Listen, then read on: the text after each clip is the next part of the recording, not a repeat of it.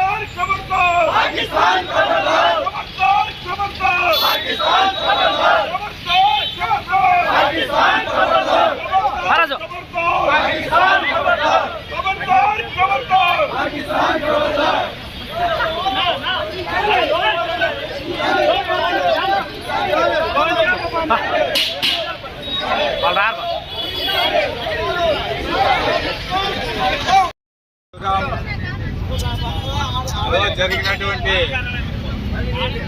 పర్యాటకులపై ఉగ్రవాదులు జరిపిన మారణకాండను ధర్మవరం నియోజకవర్గం తెలుగుదేశం పార్టీ తీవ్రంగా ఖండిస్తోంది.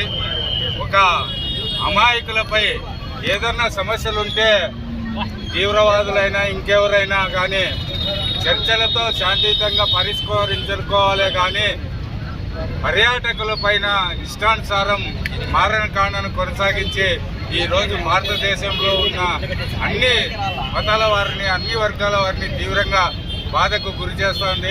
ఎందుకంటే భారతదేశం సెక్యులర్ కంట్రీ, ఇక్కడ అందరూ కూడా సహజీవనం చేస్తున్నారు.